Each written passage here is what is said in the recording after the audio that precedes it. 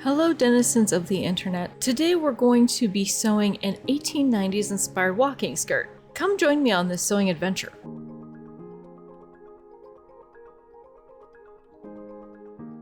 We're going to start off with some wool fabric and my copy of the Keystone Guide, as well as a few other inspirations online for the design that I have in mind for this project. If you take a look at the Keystone diagram for the shape, it's an extended circle skirt in a way. After a bit of research, my design kinda looks a bit like this. Okay, so this is a rough idea. It looks better when I drafted it out. Anyhow, it's going to be a partial circle shape, but with more of a boxy back half to create this center box pleat. But what about closures? I know that there was another image that I found online of an extant workwoman skirt from, I believe, close to about 1900, and that it had a dual button center back. But this was the closest that I could find to an extant garment image, and it's been about a year since I filmed this video, and I cannot find the other example that I was looking for. Anyhow, I decided that the double button closure was going to be my way to go. This way, if I do change size, that I can just move the buttons to extend the life of the skirt as much as possible. So, forging right along, we're going to wash and press dry some cotton muslin because I wanted something that was going to be fairly inexpensive in terms of a flat lining. But washing it and then pressing it like this will also force the cotton to shrink a little bit. The sizing is still a little bit in the fabric, so you may see the iron sticking a little. Muslin, when pressed with the sizing still in it, it still smells like burnt pickles to me for some reason. Or is it just me? I'm also spraying it down with peppermint spray to alleviate that burnt pickle smell. So here we have the layout of how I have it for now. For the center front, the two side panels, 2 out of the 4 pocket sides, and both of the pieces of the waistband. One waistband piece is longer than the other. So, and that's, I have 3 pieces because there is going to be one at the center back as well. I know you can't really quite visualize it at the moment, but we'll get there. Then I have to cut another one of these, and then I have to cut the main back body piece. 2 more pockets, which is essentially going to be over here on the next piece. So I will come back once I have another one of these cut out, the entire width of the center back 2 panels cut, and another pocket and another center back piece. This is just a generalized layout. You'll see where I've marked in pencil. That is to help me line up the cross hatching of where the patterning for the twill is going. Yes, there will be an inverted twill. Do I care? If I was making this for somebody else other than myself, probably not. So what I need to figure out is, because of my body shape, most skirts will hang a lot lower in the front and a lot higher in the back. Now, because I want the hemline to be a little bit more even in the back, I know you probably can't see this, but I need to scoop out the back a little bit more, so the center back line will be a little longer. I'm probably going to make it about 2 inches, and then I have to do that with the center back piece, which is supposed to be a copy of the center front, but it will be a little longer. That should give me enough dip. I'm going to do it as a sweep, curving out at the bottom on this piece, because that line there is one of the hip seams heading towards the back. This is the center back.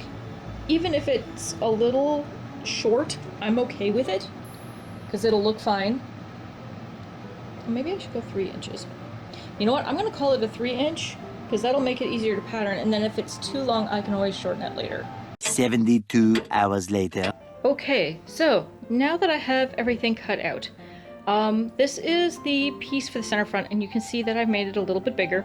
I'm gonna iron this out because, let's face it, the fold was hecking wrinkly, and it's really hard to iron like 7 yards of straight, really stiff cotton. That is the plan for this. I'm gonna iron each one of these out, and then I'm gonna pad stitch it as I go.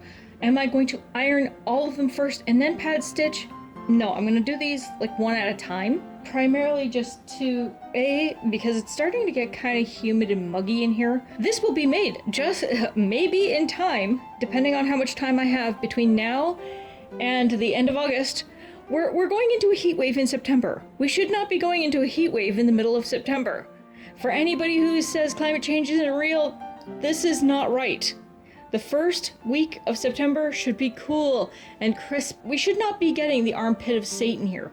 Climate change and weather rant aside, one of the things that you are going to want to do when you're doing essentially basting pad stitching, because that's essentially the sort of style I'm going to be doing, you're going to want to use a thread that is visible that you can clip away later, because you do not want it getting confused with any of the other stitching that you're going to be doing. Am I going to be running this through the serger? Probably. The reason being, A, I don't want it to fray while I'm sewing it. B, I will be hiding most of the raw seams with bias tape on the inside. I'm gonna use some bias tape. I've got some, if not, I'll make some. I am really debating on the front facing for the very front of the skirt. This is the center front, so just keep that in mind. Now, this is plastic horsehair. When I saw the price for it, I'm like, that's gotta be really cheap horsehair. I'm sure, why not? It's all plastic. This skirt will not be historically accurate, but then again, what is historical accuracy anyway? There is no such thing, because we live in modern times. The weave will be different, the sheep will be different, da da da da da. Does this plastic horsehair give excellent body to the front of the skirt to keep it out of the way while I'm walking? Yes. Is it an absolute pain to work with? Also, yes. If anybody has seen the Stitch With Me for the Fall Vibes stream with just piano and guitar music, this is what I was stitching in between the layers of that skirt. I'm sure those of you who could see me working with this, because A, it stretches funny. Like, see, it's got a lot of stretch to it, but it's also got a lot of bounce to it. So that makes it really hard to stitch in. Not only that, but it's like real horsehair. It's also got these plastic pokey outy bits when it's cut, which can poke through the fabric and all that sort of thing, so you have to bind the edges on top of everything, so it has less of a chance of poking through. Will this make it a lot more washable? Yes, in theory, as long as I use cold water. And then see, this is the problem. I won't be able to iron this thing. Or if I do, it'll have to be on a really low setting. This will be impossible to iron afterwards, because this may not take the heat, because I believe it's nylon. I will have to double check to see what this stuff is made out of. If it's a heat resistant plastic, sure, I'll put it in. I'll have to do a little bit of research on this stuff. If it is not heat resistant, I may have to go with a fusible interfacing and then do a mock extra facing with the cotton on the inside, just to keep it in place so that if it does sort of pull apart from the layers, that it's not going to be totally detrimental, because it'll be stitched all the way at the top. I was hoping to save it for making more hats, but I may have to resort to that in this skirt. I have a lightweight interfacing as well, but that's not going to give me the body at the front that I need. Then we also have the waistband, which I also need to add fusible interfacing, but that will get all locked in anyway because of how it's going to be sewn, and it's not going to be seen, so that won't be that big of a deal. And of course, like any lining, I'm also going to be serging around the edges before I do any additional sewing, and it'll also be good for the buttonholes so that it won't stretch out. Modern solution, not historically accurate because they didn't have fusible interfacing back then, but this is where we're at. And they also didn't have, I don't think they had the buttonhole option on the sewing machine until 19-teens, 1920s maybe? I don't know, I'll have to double check. But yeah, so that is where we're at with this. And then I have to figure out what I'm doing for buttons. So like I said, I have a lot of work ahead of me. I'm gonna start pad stitching this fairly shortly once I do a little bit of research. One of the things I've done is I've taken a little piece of cardboard and I've marked where the center front, center back, and all that sort of thing is. just so I can keep the pieces relatively straight in my head, because I don't want to mark on the wool if I don't have to. I do have a couple of marks on some of the pieces for the pockets, but that's just so I know where to attach and sew it. I will probably have a lot more markings on the lining. The reason I don't want to do this is because this will be washed very infrequently, because this is going to be, wool in itself is hard to wash sometimes, especially if you don't want it to shrink, which I do not want it to shrink. This is going to be a multi-day process. I have decided I'm going to have a go at doing this with and this is the nice long strip of information that my interfacing comes with. Isn't this lovely? And it comes in like 3 languages, which is handy. This is the Helen Style 809 Fusible Decor Bond Iron-On Stabilizer, and it's not woven, with the instructions on how to apply it. It is 10% rayon and 90% polyester. I did find out that the horsehair that I was originally contemplating is 100% polyester. So, I mean, I could potentially use it, but I don't want to fight with it. So I'm going to put the facing, but I'm also going to stitch it down, but I'm going to iron it to the lining just for the sake of ease and simplicity for this. So if anybody's following this at home, this is not historically accurate, but it is good enough. Because I don't want to waste a lot of time fighting and struggling with the interfacing on this skirt, because I want to get this done before it gets cold. I also have this here, just so when I'm sewing, I don't catch anything on the ironing board itself. So I'm going to find a bunch of pins just to tack this down a little bit. Am I using my ironing board for this? Yes. Do I recommend you use your ironing board for this step? No. This purple line is the center front, or at least as close as to the center front as I can get it. So I'm going to match the tips of this piece that I just ironed. I'm facing the facing to the inside, essentially wrong sides together, because after trying to iron this all flat, it's gonna warp and bubble and shift around a little bit. That is good enough. And again, any excess is gonna be chopped off when I put it through the serger. So I'm gonna pad stitch this down. And I'm using the term pad stitching very loosely here. It's essentially a giant pad stitch shaped stitch that is essentially a basting stitch to sew all these layers together. When it's done, I'm probably going to unpick it just to make this as flat and smooth as possible. When you're sewing this, you want to make sure that both of the grain of the outside fabric and the inside fabric follow the same path. I am using some, not sure how old it is, thread. It is slightly off color to this side, but it will definitely be seen on the other side, which is kind of what you want. You want to be able to see your work, so then that way you can find the threads, clip them, pull them out, and be done with it.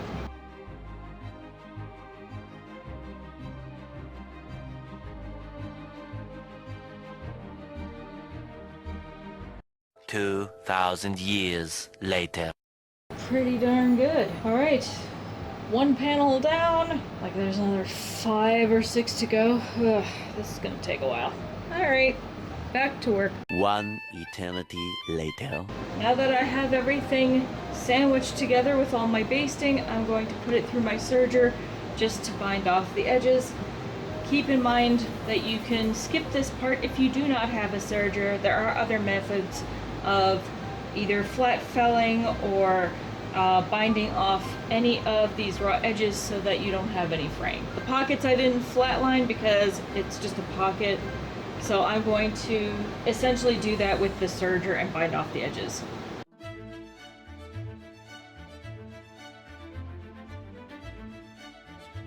Alright, now that I have all of the pieces basted together so that it is one continuous piece, and now that I also have it all edged from the serger, I can go ahead and assemble this. I know my seam allowance is 1/2 inch. I'm going to change out the color of my thread, and I'm going to get started sewing this.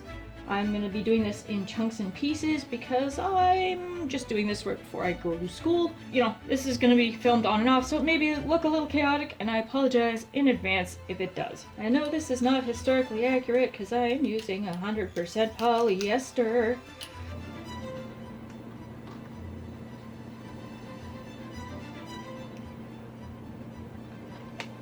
Now, before I get into this, I just wanted to show what this is. This is actually a seam gauge, and so instead of using the magnets that I've been using, this is a thick plastic, and it comes with the screw, and it screws onto the bed of your machine.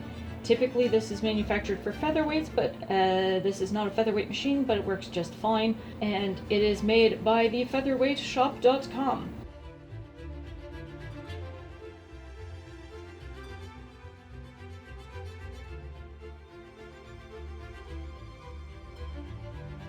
One semester later. So I'm starting to run into a bit of a problem here, because there are certain seams that are way too thick for my machine to even handle all the layers, because it won't make it underneath the presser foot. So from essentially here to this corner, I'm going to have to hand sew that. This also means my machine will not go through any of these layers enough to do the buttonholes, because will it? Okay, it might. But that also means that I possibly run the risk of damaging my needle foot, or my buttonhole foot for this machine. There's a twill tape that's gonna go on the bottom of this. I could probably do that by machine.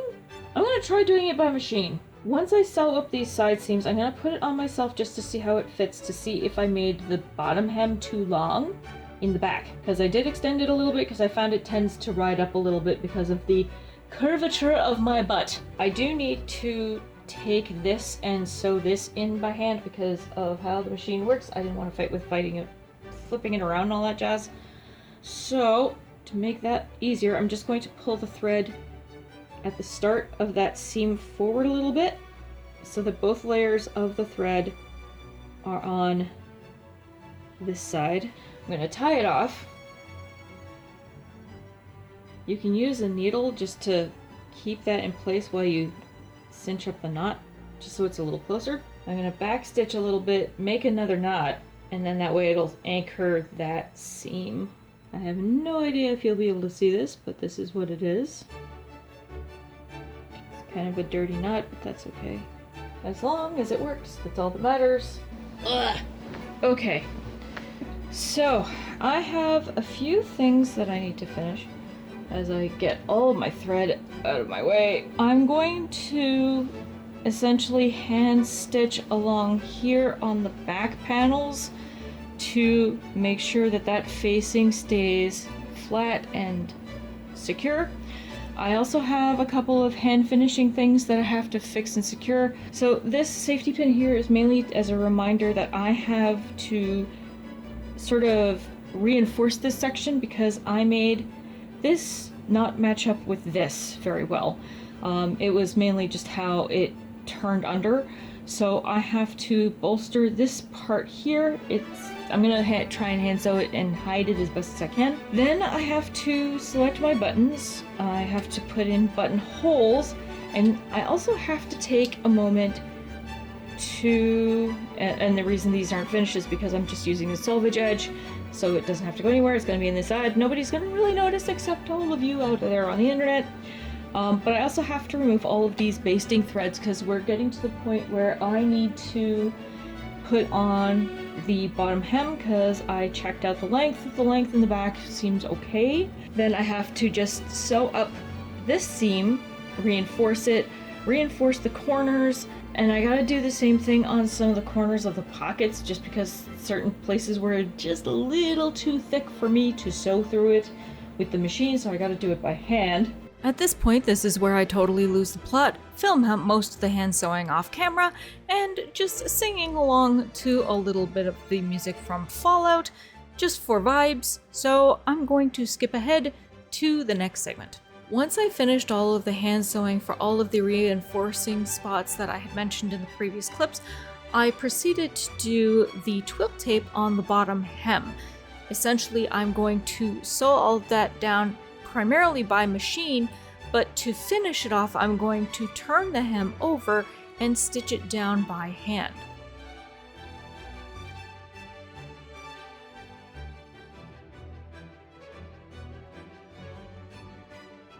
Then I'm going to take my time and do all of the buttonholes, So then that way they are reinforced by using all hand stitching because the fabric was way too chunky in order for me to use my buttonhole attachment. Take the time to sew down the 1-inch wide buttons. And now it's time for the reveal.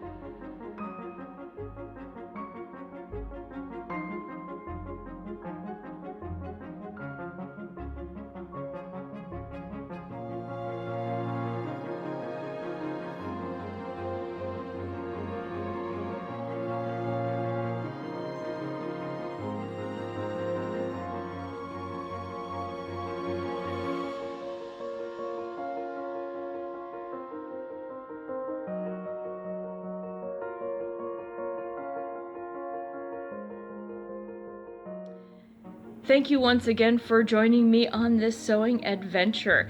If you happen to like what you see, please like, subscribe, comment, share with a friend, or anybody who you think might find this valuable, because that will help boost this channel as well as it might help out your friend. Also, please note that I do happen to have a Ko-Fi page. If you wish to donate to this channel monetarily, you can use either the QR code and link somewhere here on the screen. I will put it somewhere. Or if you would like to, you can use the link in the descriptor box down below. And I will see you all next time. Bye for now.